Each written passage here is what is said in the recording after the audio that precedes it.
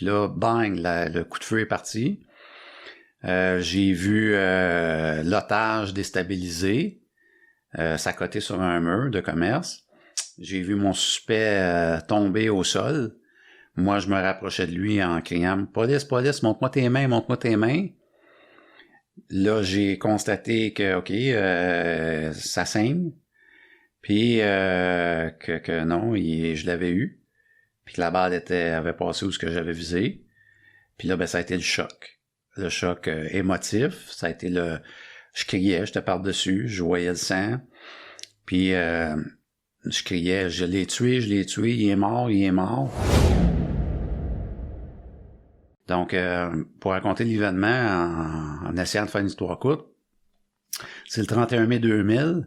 Maurice Richard est décédé quelques jours avant. C'est les funérailles de Maurice Richard, ce matin-là. Super beau matin. Et je suis au poste, j'entraîne un jeune, en fait, un conventionnel qui a 33-34 ans, qui est dans une deuxième carrière, justement, j'en parlais un peu plus précédemment. Lui a choisi de devenir policier, de vivre de l'action. Donc, j'entraîne mon jeune, qui est plus vieux que moi. Puis, vers 11h moins 10 environ, on a patrouillé dans la matinée. Vers 11h moins 10, on s'en va pour manger. On s'en va à notre heure de repas.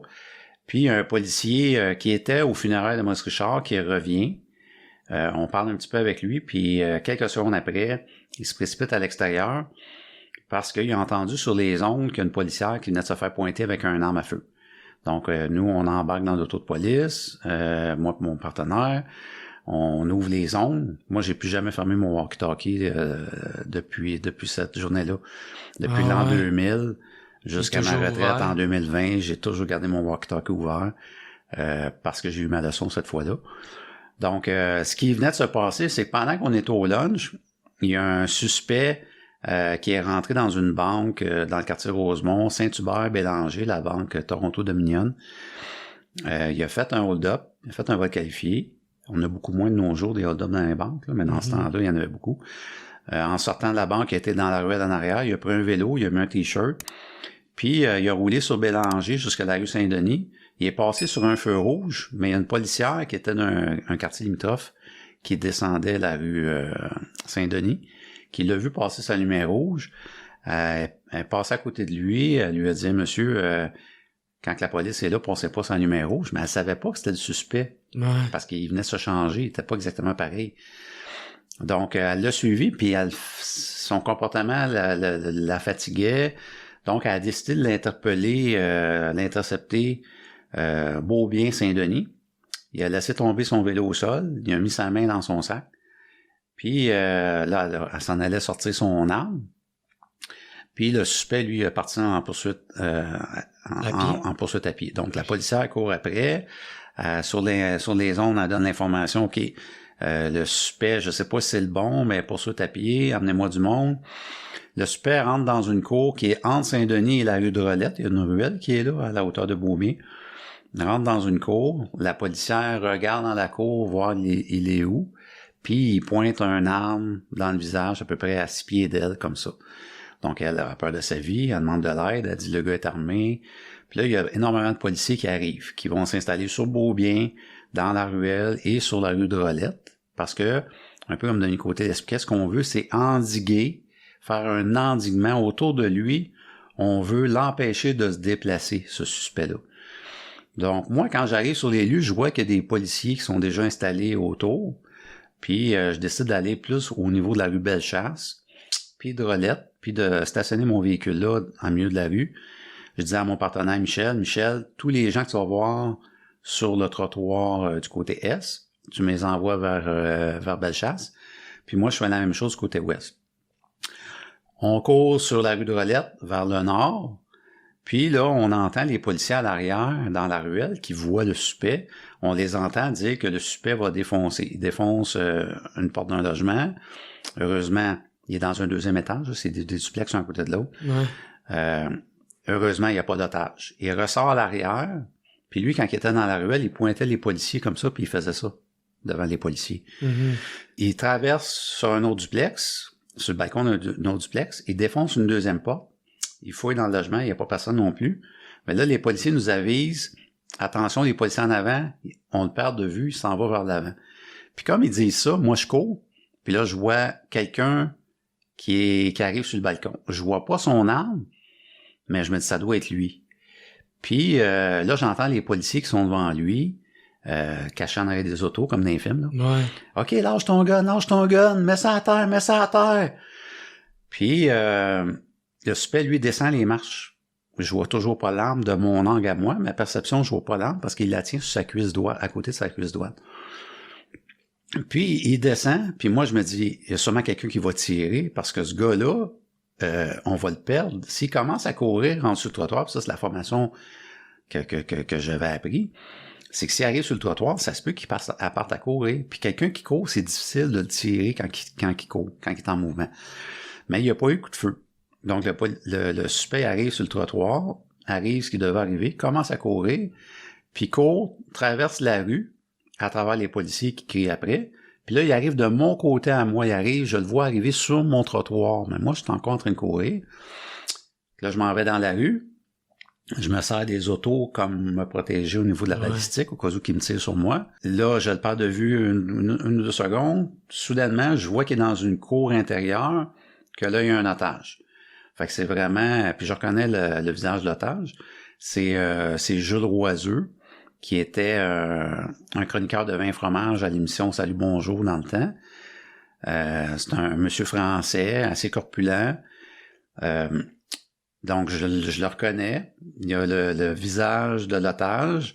Comme dans un film, le gun est là, puis le suspect, ben lui, ce que je vois, c'est son œil, parce qu'il se cache en arrière de l'otage. Ouais. Donc, là, j'annonce sur les ondes, OK, monsieur a pris le suspect a pris un otage, c'est Jules Roiseux de TVA, je vais parler avec. Là, je commence à parler avec le suspect. J'ai dit, écoute, dépose ton arme, le monsieur t'a rien fait, je sais pas c'est quoi ton problème, t'as-tu un problème de drogue, de dette, de jeu, il y a des polices partout, tu peux pas t'en sortir, fait que mets ton arme à terre, puis je vais te menotter, fais-y pas mal, puis je vais faire un deal avec toi. J'ai dit, ce que je vais faire, c'est que je vais te menotter, puis peu importe le problème que t'as, avant de t'amener au poste, je vais aller t'inscrire en thérapie, dans une maison de thérapie, puis après ça, je vais t'emmener au poste pour rencontrer l'enquêteur. Mais mets-toi pas plus dans le trouble que tu l'as actuellement. Fait que j'ai essayé ça comme technique pour peut-être que, regarde, j'ai peut-être le raisonner. Regarde, le policier correct. J'étais allé trop loin. Peut-être, tu sais. Il a pas répondu. Puis là, il a sorti de la cour, puis il est venu sur le trottoir. Fait que moi, j'étais peut-être à une distance de une douzaine de pieds là, de lui quand il est arrivé sur le trottoir. Puis je savais, si j'avais à prendre la décision de faire feu, je savais où je devais tirer.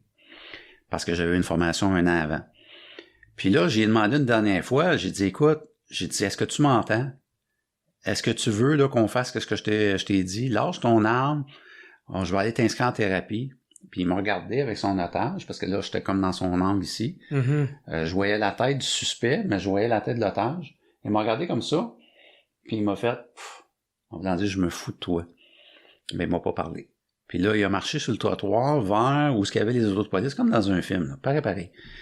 Là, moi, j'étais en arrière du suspect, je suis sur le trottoir, il me regarde plus. Puis là, entre le moment où je l'ai vu prendre l'otage, puis se rendre jusqu'où il y avait les policiers, près de la rue Beaubien, je pense que ça a pris une minute et demie environ. Puis là, c'était comme un débat entre le bien et le mal dans ma tête. D'un côté, je me disais, Stéphane, t'as été formé, ta job, c'est de sauver des vies, faut que tu sauves la vie de l'otage, tu sais que au niveau légal, tu as le droit de faire feu, tu sais où faire feu parce que tu as été formé. D'un côté, dans ma prise de décision, j'avais, tu as le droit, Stéphane, t'es formé, tu dois sauver la vie. Puis de l'autre côté, puis là, on recule de 23 ans, là. De l'autre côté, ouais, mais Stéphane, pourquoi personne n'a tiré avant toi? Pourquoi toi, tu te mettras dans la merde? Pourquoi les médias, après ça, ils vont dire que t'es un tueur? Ils vont dire, hey, les policiers, il y a un policier tueur. Ah ouais, t'as pensé à ça? Je pensais à ça. Puis ça fait 23 ans. Pourquoi, quand tes enfants vont aller à l'école, ils vont se dire, ouais, mais mon père me l'a dit, ton père, c'est un tueur. Pourquoi tes enfants vivraient ça? Ouais, mais Stéphane, si tu le fais pas puis qu'il tue ton otage, tu vas t'en vouloir toute ta vie. Ouais, mais si tu le fais, tu vas t'en vouloir ta vie aussi. parce que tu vas avoir des conséquences de ça. Des répercussions. Donc, je pensais à ça. Donc, très difficile de prendre une prise de décision. Tu sais, contrairement aux gens qui disent « Ah, les policiers, ils ont tiré trop vite », il n'y a aucun policier qui rentre le matin en se disant « Ah, je vais enlever une vie, puis ça va être facile en plus ». C'est complètement aberrant de penser comme ça. On n'est pas là pour enlever des vies, on est là pour en sauver. Mais des fois, il va falloir enlever une vie pour le faire. Mais c'est pas une décision facile à prendre. Donc, le preneur d'otage est peut-être à 18-20 pieds en avant de moi. Les policiers lui disent de lâcher son gun, de lâcher son arme, qu'il a été trop loin. Puis là, pour la première fois, j'entends le suspect dire au policier devant lui, ben là, mes estis de chiens, tassez-vous, parce que je le tire, puis je me tire. Puis là, j'ai dit, OK, Stéphane, là, ma décision était finale. J'ai dit, OK, t'as pas le choix, là, dans quelques secondes, il va tirer son otage devant toi. Puis là, toi, t'es formé, tu sais où tirer, tu t'es positionné, tu sais qu'à 18-20 pieds, t'es capable d'atteindre ta cible. Donc, t'as pas le choix, faut que tu le fasses. Puis là, j'ai commencé à faire ma pression sur la détente très tranquillement. Puis on avait dans ce temps-là, on avait le 357, un gros revolver argenté, assez pesant. Là, j'ai commencé tranquillement à faire ma détente. Puis là, j'ai vu une tête d'un policier se mettre en arrière. C'est comme une vision tunnel, mais j'ai vu la tête d'un policier se mettre dans mon angle de tir. Puis c'était le même policier qui était au funérailles de Maurice Richard. Ah, que t'avais vu. Là, je dis, mon Dieu, il est pas à bonne place. Là, je me suis redéplacé un peu. Je me suis retrouvé à un autre angle. Puis j'ai continué. Puis j'ai eu une pensée pour un de mes amis policiers qui était décédé le mois avant. J'ai demandé de m'aider à guider la balle. Il est mort dans un accident de moto en s'en allant travailler. Puis j'ai dit, hey, Patrick, je vais avoir besoin de toi. J'ai le droit à une balle. Puis il faut absolument qu'elle aille à la bonne place. Puis guide-la, s'il te plaît. Puis j'ai continué à détendre. Puis là, bang, le coup de feu est parti. J'ai vu l'otage déstabilisé, s'accoter sur un mur de commerce. J'ai vu mon suspect tomber au sol.